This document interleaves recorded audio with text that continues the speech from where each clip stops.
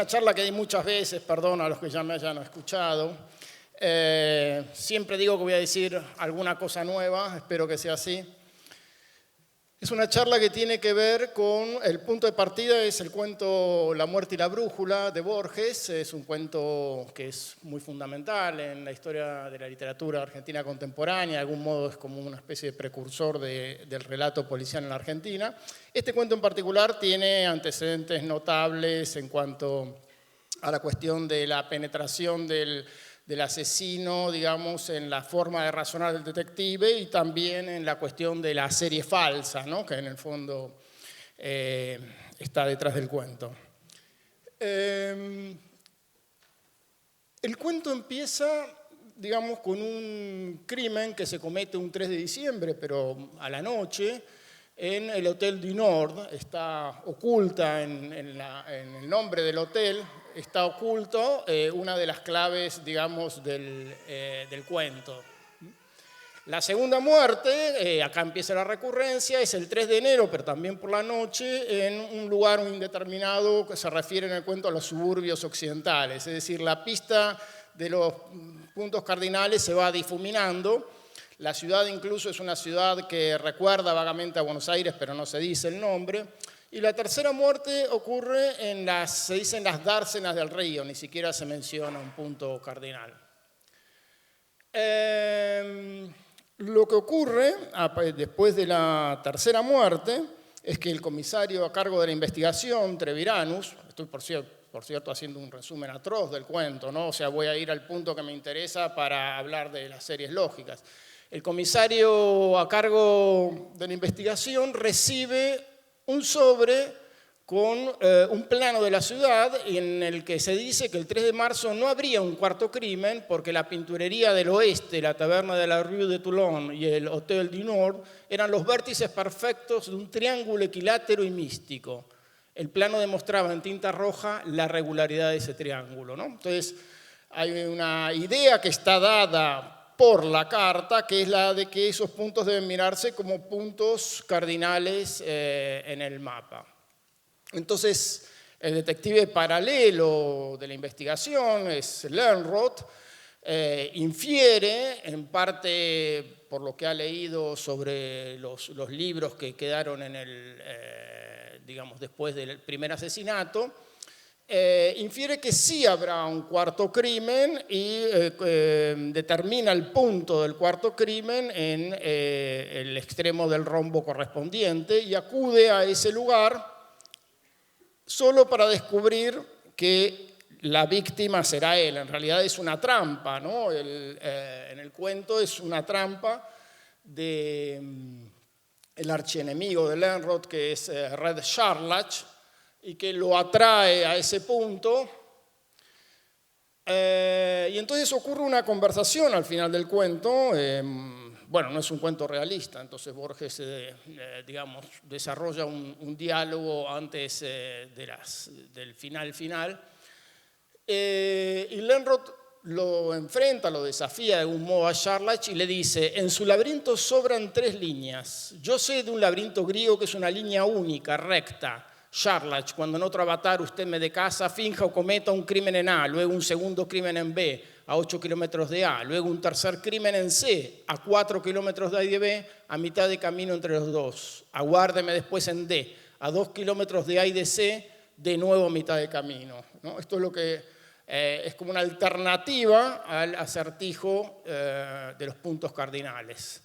Y esto es lo que pensaba Borges sobre los manuscritos de Borges, a la par del manuscrito del cuento de La muerte y la brújula, tal como pensaba ubicar los puntos, ¿no? A, B a 8 kilómetros, C en el medio y D entre A y C.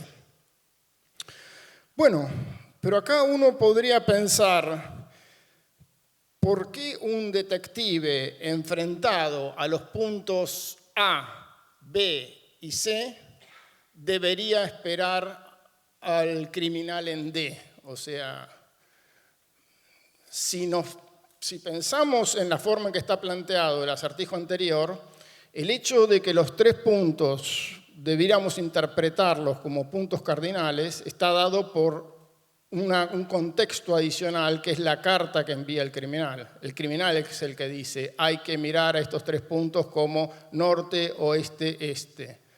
O sea, si a nosotros nos dan pelados, digamos, 3 muertes, una ocurrida en A, la otra en B y la tercera en C, ¿por qué iríamos a D? Digamos, esta sería la solución que propone Borges, y no a D', por ejemplo, ¿no? O sea, camino 8 kilómetros de A a B, retrocedo 4 hasta C, avanzo 2 hasta D', o sea, es una posibilidad alternativa. Por supuesto, Borges pensaba, cuando hablaba del laberinto en línea recta, en la paradoja de Zenón de Elea, de que la flecha nunca llega de un punto A a un punto B porque tiene que pasar antes por la mitad del camino, ¿no? Es la idea del retroceso permanente, ¿no? O sea, 1, 1/2, 1/4, etc. Eso pensaba Borges seguramente al imaginar que estaba cantada la solución D. Sin embargo, como vemos, hay otras alternativas posibles. Del mismo modo, si nosotros nos olvidamos de la carta que envía Charlach, tenemos en principio 3 puntos, A, B y C. Recuerden que ni siquiera está del todo explícito que el punto C sea el punto este, si no fuera información que proporciona el mismo Charlach. Y entonces podríamos pensar, dados esos 3 puntos, no tenemos por qué pensarlos ya como puntos cardinales, y podemos pensar en otra ley que rige los crímenes, que es, por ejemplo, la rotación alrededor del punto A, por decir algo. Bueno, reflexionando sobre estas cuestiones, yo escribí una novela que se llama Crímenes Imperceptibles y quería darles a los lectores una sensación de esta, de un modo, ambigüedad o paradoja detrás de las series lógicas, ¿no? Que una serie lógica podía admitir más de una continuación. Estamos acostumbrados por los test de inteligencia a que nos presentan 3 símbolos y tenemos que acertar, y ¿no? O sea, es como todo un compromiso, porque sabemos que si no acertamos, no seremos considerados inteligentes, digamos, ¿no? Y después vamos a fijarnos al pie de página y nos deprimimos si nuestra solución no es la que aparece en el pie de página. Hay una idea asociada a la idea de serie lógica de que hay una única continuación. Inclusive estuve en una charla anterior sobre la cuestión de los lenguajes al espacio, sobre los que vamos a volver, donde bueno, aparece una secuencia y pareciera que hay que ir a cotejarla con la enciclopedia de secuencias para ver si esa secuencia realmente ya está predeterminada, cuando en realidad no hay posibilidad de poder estar seguros de cómo continúa una secuencia cualquiera. Sobre esto va la charla, digamos, ¿no? Entonces, bueno, el héroe, digamos, de la novela, que es el detective, el profesor Seldon, le plantea a su discípulo esta serie lógica y la única pista que le da es que no piense en los símbolos por la interpretación obvia de significado. Esa es la trampa, quedarse aferrado a la idea de que el primer símbolo es la letra M, y que el segundo símbolo es un corazón sobre una línea, y que el tercer símbolo es el número 8. Le dice que no piense de esa manera, sino que trate de mirarlos como figuras, ¿no? Sintácticamente, como antes mirábamos la cuestión de las palabras y los países por las letras, ¿no? Y cuando uno las mira como figuras, ve que hay una simetría vertical y entonces rápidamente uno descubre que la serie puede ser pensada como el 1 enfrentado al espejo, el 2 enfrentado al espejo. Bueno, perdón por decir esto en un festival de ingenio, supongo que todos lo saben de los Simpsons y no de otro lado, ¿no? Bueno, pero un lector que no tenía nada que ver con la matemática me escribió y me dijo, bueno, yo pensé en esta otra posibilidad. La primera figura no encierra ningún espacio. La segunda figura encierra un espacio. La tercera figura encierra 2 espacios, de modo que cualquier figura que encierre 3 espacios podría ser una continuación.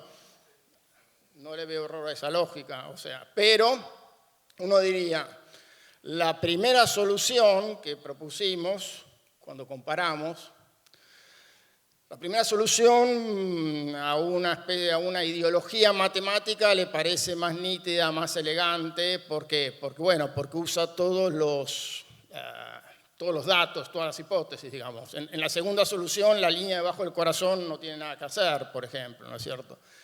Entonces uno podría preguntarse, bueno, está bien que las series lógicas tengan diferentes continuaciones, pero podríamos identificar la que es más económica, la que es estéticamente más interesante, la que puede expresarse con menos cantidad de palabras, etcétera, ¿no? O sea, podría haber alguna cualidad, la más elemental, podría haber una cualidad de este tipo. Bueno, pensemos, por ejemplo, en esta serie 2, 4, 8, 16, ¿no es cierto? La continuación obvia que casi nos sale de la boca es 32, ¿no es cierto? Y si yo dijera 31, bueno, podría ocurrir, ¿no?, que todavía me hicieran devolver el título, ¿no? O sea, hay muchos matemáticos acá, así que tengo que tener cuidado. Pero bueno, fíjense. ¿Qué se necesita para llegar a la conclusión 32? Desde el punto de vista de lo elemental o no de una solución. Se necesita saber, tener incorporado de alguna manera la tabla del 2, que eso uno lo aprende en el colegio primario, no sé ahora en qué grado, pero digamos, hay que llegar al colegio primario, ¿no es cierto? Bueno, entonces se necesita por lo menos esto.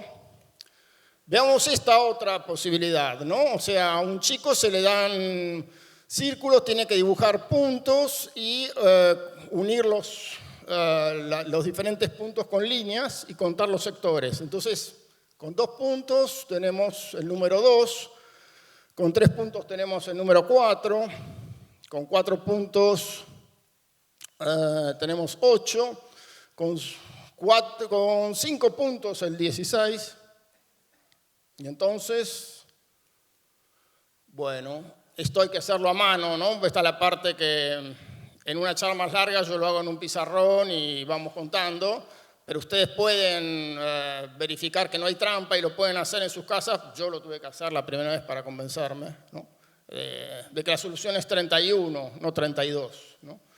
¿Y esto qué requiere? Saber contar hasta 31 esencialmente, ¿no? O sea, imaginemos que a los chicos les hubieran enseñado antes de entrar en primer grado a dibujar círculos y a contar sectores. La solución a la que hubieran acudido inmediatamente es 2, 4, 8, 16, 31. O sea, que 31 es una solución tan buena e incluso más elemental que 32. Esto nos dice que no hay muchas esperanzas de poder diferenciar de esa manera. Las dos soluciones son igualmente buenas. Pero todavía las cosas son peores en realidad, ¿no? O sea, lo que ocurre es que cualquier sucesión finita, 2, 4, 8, se puede continuar con un número D, cualquiera sea el D que ustedes me proporcionen. Es decir, hay una ley matemática que justifica la continuación D. Y esa ley matemática tiene que ver con un hecho bastante elemental, digamos, de primer año de la facultad, que son los polinomios de Lagrange, ¿no? Si ustedes se preguntaron alguna vez para qué servían los polinomios, como me pregunta mi hija, dados 3 números, 3 valores, 2, 4, 8 para los 3 primeros números, el valor D se puede justificar a través de un polinomio de este tipo, ¿no? Por ejemplo, si ustedes quieren hacer 2, 4, 8, 15, bueno, ahí está el polinomio que les da 2, 4, 8, 15. Y voy a decir una última cosa sobre este polinomio, que va a ser importante para lo que quiero dejar planteado, que es este teorema de Lagrange. Dados n más 1 números, hay un único polinomio. O sea, eso es muy importante, el polinomio es único, de grado no mayor que n, tal que, bueno, se ocurre eso. Es decir, si nos dan los primeros n términos de una serie numérica, cualquier continuación se le puede dar razonabilidad con una ley matemática, que es un polinomio. Quédense, por favor, con esta idea de la unicidad del polinomio. Ese es un hecho matemático también bastante elemental, pero bueno, no lo vamos a... Listo, acabó la parte de matemática. Ahora vamos a ver las consecuencias de esto. Bueno, la primera fue que yo escribí una novela, es decir, para mí estuvo muy bien. Y en la novela lo que trataba de mostrar es, porque hay toda una especie de folclore alrededor de las novelas de crímenes en serie, ¿no? Donde aparecen signos, señales, que el detective forzadamente debe tratar de darles un sentido, y cuando le da el sentido ya está resuelto el caso. Van a la casa del criminal y lo atrapan.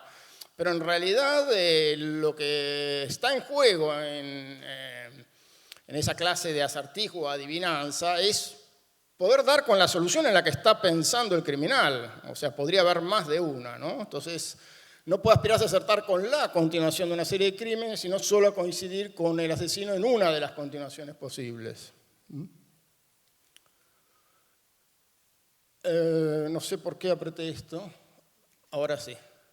Bueno, lo mismo con los test de inteligencia, ¿no? O sea, solo registran la continuación media esperable, digamos. Hay algún estado del arte, de lo que se considera inteligencia en una sociedad, en una época, y se espera que todos acierten con aquello predeterminado. La primera vez que yo leí sobre estas cuestiones, el ejemplo que se daba era una matemática que contratan para un trabajo y por hacerse la graciosa en el test de números pone también un polinomio y la dejan afuera por overqualified, ¿no? O sea, ¿qué es lo que suele pasar? Bueno, así que los test de inteligencia registran una también posible de las soluciones. Y acá llegamos al punto sobre el que me interesaba comentar, que es lo que se llama la paradoja de Wittgenstein sobre las reglas finitas, y que es de una instancia de esto que acabamos de decir. La paradoja es que una cierta regla, ejecutada una cantidad de veces, aunque ejecutemos una regla una cantidad de veces, la ejecución de esa regla no nos permite inferir cuál es la regla que estamos aplicando en realidad. O sea, no podemos inferirlo ni para nosotros mismos, porque por supuesto podríamos estar pensando que usamos la regla 2, 4, 8, 16, pero el paso siguiente sería 31. Entonces sería errónea la regla. Pero sin embargo, hasta el caso n, digamos, coincide con la nuestra y no podemos decidir cuál tendríamos que usar. Es decir, una cantidad finita cualquiera de veces en que aplicamos una regla, que serían los ejemplos de aplicación de una regla, ¿no? El conjunto de ejemplos de aplicación de una regla no nos permiten inferir el verdadero significado. A esto lo llamó Sol Kripke, hace una observación, tiene un libro muy lindo sobre estos problemas, y hace la observación de que, según él, es el primer problema contemporáneo de la filosofía. Es decir, estamos acostumbrados a que los problemas de la filosofía vienen de Grecia, de la antigüedad, etc., ¿no? Y él identifica este como un problema novedoso. Bueno, en general, si obtenemos resultados R1, Rn con una cierta regla R, no podemos inferir de esta aplicación parcial que es R la que tenemos que usar en el paso siguiente y no otra, que podría ser una R' que coincidirá con la nuestra en los primeros n pasos, pero difiere en el paso n más 1, ¿no? Pero entonces, ¿cómo podemos aprender? Yo tengo una pequeña hipótesis sobre esto, le voy a decirlo al final, pero se los dejo como... Y es interesante, les doy como esta pista, que es que Wittgenstein llegó a este tipo de paradojas después de dar clase durante bastante tiempo, después de haber escrito su primer libro. O sea, Wittgenstein tiene dos etapas, una prácticamente contradice a la anterior. Y llegó a esta paradoja y a esta clase de preguntas después de dar clase en colegios primarios, ¿no? O sea, tratando de explicarle a los chicos las reglas elementales de los cálculos, etc., ¿no? ¿Cómo podemos estar seguros si aprendimos o no una regla, ¿no? Cuando la cantidad de ejemplos que nos pueden dar o que podemos exhibir en respuesta, y esto es lo que pasa en docente-alumno, examinamos a los alumnos, pero ¿hasta qué punto? ¿Cuántas preguntas les hacemos? ¿Cómo sabemos si saben? Es la misma situación que la del replicante en Blade Runner, ¿no es cierto? Va respondiendo todo bien, hasta que, bueno, en un momento estalla. Pero si el examen se hubiera detenido una pregunta antes, el output era diferente. En definitiva, ¿qué significa aprender? Sería una de las preguntas derivadas. Pero ¿por qué de todas maneras de algún modo funcionamos? Esa sería la pregunta que les dejo para el final de la... Según lo que decía Wittgenstein, seguir una regla es análogo a obedecer una orden. Se nos adiestra para ello y se reacciona a ella. Por eso cuando dije 2, 4, 8, 16, casi todos saltamos a decir 32, ¿no es cierto? Bueno,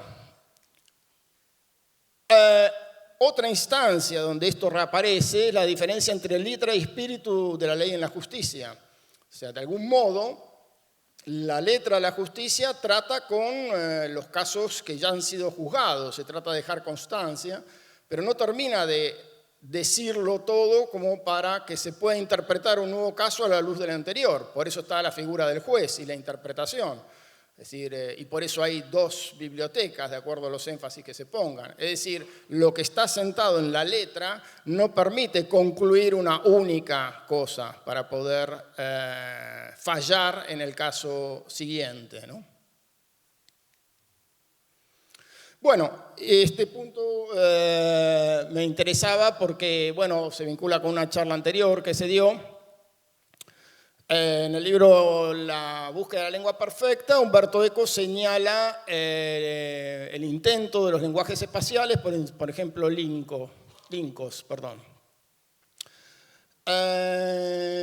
Pero esto tiene un presupuesto muy grande por detrás, ¿no? Y es que seres de otros planetas van a tener en el desarrollo de conceptos muy similares a los nuestros e incluso expresados de maneras parecidas, ¿no? Bueno, en este punto vuelvo a Borges por un instante para mostrar que a Borges también le interesaba toda esta cuestión de los lenguajes, ¿no? Tiene no solamente el lenguaje analítico de John Wilkins, sino tiene esta reflexión en su cuento El Congreso, que en el fondo el cuento del Congreso para mí es la puesta en escena, digamos, del ensayo El lenguaje analítico de John Wilkins. Acá discute un poco la cuestión de si los lenguajes pueden dar significados, pueden dar automáticamente, por la forma en que está escrito el lenguaje, podemos inferir el significado de las palabras, ¿no? Bueno, perdón, voy a decir algo más de la búsqueda de una lengua perfecta. Entonces, el problema acá es que se lanzaban al espacio, digamos, pulsos regulares con la esperanza, digamos, de que una inteligencia extraterrestre pudiera reconocer primero los números y después una codificación de los símbolos matemáticos, de las ecuaciones, etcétera, de una idea de conversación. Pero para eso esto requiere por debajo una hipótesis muy fuerte que es la ley de inducción, ¿no es cierto? Porque nosotros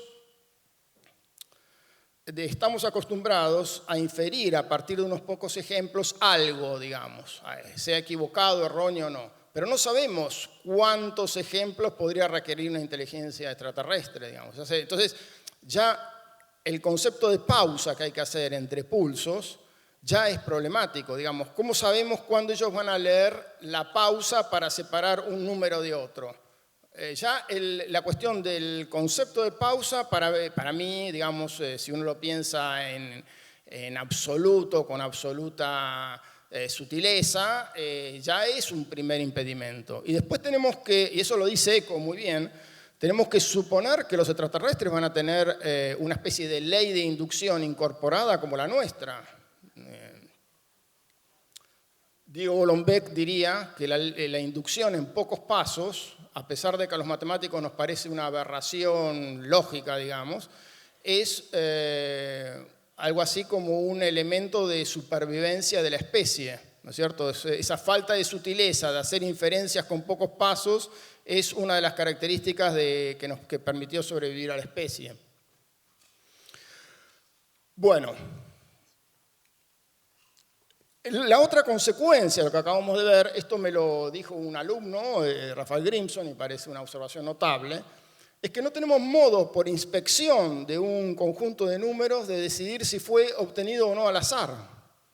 O O sea, aunque nos parezcan caóticos en algún sentido, sabemos que siempre puede haber una ley matemática, un polinomio con suficiente cantidad de variables que nos permita reobtener todos los números de la ruleta una vez que ya los conocemos. Entonces, ¿cómo saber si ha sido obtenido o no al azar? Un poco esta idea está detrás de otro cuento de Borges, que es Pierre Menard, autor del Quijote. Si ustedes recuerdan, en ese cuento hay un crítico que se propone reformular el Quijote, pero por pasos absolutamente lógicos. Es decir, se propone demostrar que hay algo inexorable en la creación y que él podría reobtener el Quijote por razonamientos implacables, ¿no? O sea, y bueno, hay una parte graciosa donde finalmente obtiene una de las frases, un poco la gracia del cuento es que uno diría, bueno, el chiste es que obtuvo exactamente la misma frase, ¿no? La verdad cuya madre es la historia, etc. Y acá viene como el pase de magia de Borges que muestra que lo mismo no solamente es diferente, sino hasta opuesto. Puede ser hasta, ¿no? Borges hace la observación de que la historia, el concepto de historia en la época de Pierre Menard es muy diferente, se parece más al de posverdad actual, ¿no? O sea, la historia es aquello que se cuenta, no lo que ocurrió. Y fíjense también esto, que es no solamente diferente sino opuesto. También es vívido, dice, el contraste de los estilos. El estilo arcaizante de Menard, claro, porque Menard lo escribe en nuestra época, y ya por el mero paso del tiempo, el español de Cervantes quedó totalmente arcaico y si uno pretende hacer pasar por propio algo escrito en el lenguaje de Cervantes, la única o la alternativa más obvia es que se trata de un experimento formal. Sin embargo, el experimento era el de Cervantes en la época, que era usar el español corriente. O sea, lo que en el momento de Cervantes era como una especie de innovación de ir al lenguaje corriente, en nuestra época pasa a ser lo opuesto, un experimento arcaizante.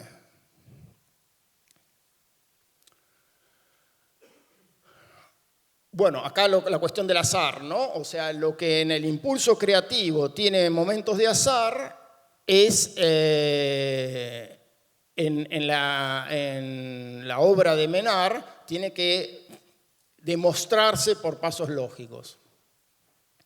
Bueno, y para terminar les voy a proponer un juego que tiene que ver quizá con esto que hablábamos de los lenguajes al espacio, ¿no? Un jugador A desde la Tierra escribe los primeros términos de una serie numérica que muestra como desafío a su adversario. Y en un papel que mantiene oculto a la vista de B, escribe, en un cierto lenguaje acordado entre los dos, la ley que rige la serie en la que él está pensando.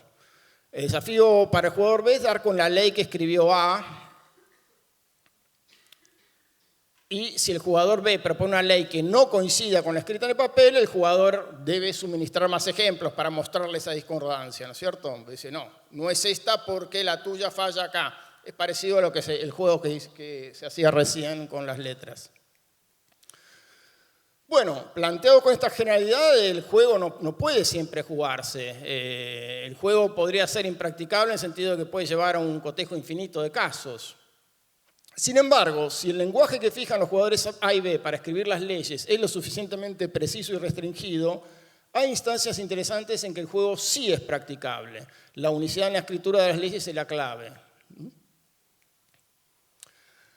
Por ejemplo, supongamos que los jugadores acuerdan que las leyes formuladas solo pueden estar escritas bajo la forma de un polinomio.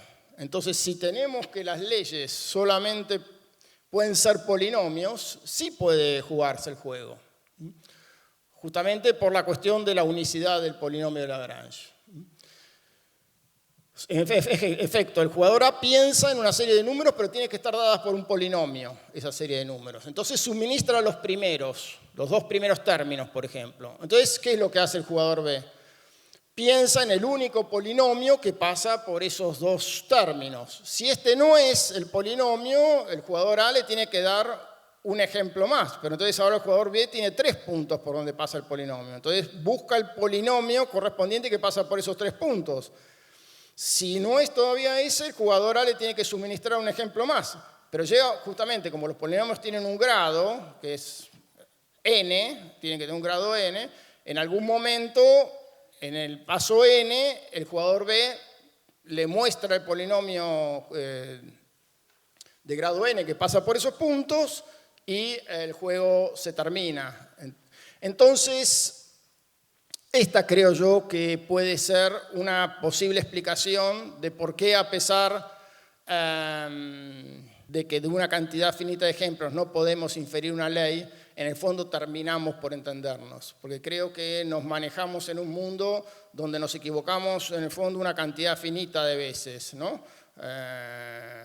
Bueno, los profesores particulares de matemática quizás saben más de esto, ¿no? Pero me parece que en general justamente todos los problemas de aprendizaje tienen que ver con encontrar en qué se equivoca la persona, señalárselo, y la persona ya no se equivoca de esa misma manera. Entonces tendemos a esa especie de equilibrio estable de lo que esperamos y lo que resulta de los problemas que damos, ¿no es cierto? Es decir, me parece que la cuestión está en que hay una cantidad finita de formas de equivocarse en general que tenemos. De las formas más obvias, ¿no? Diría yo.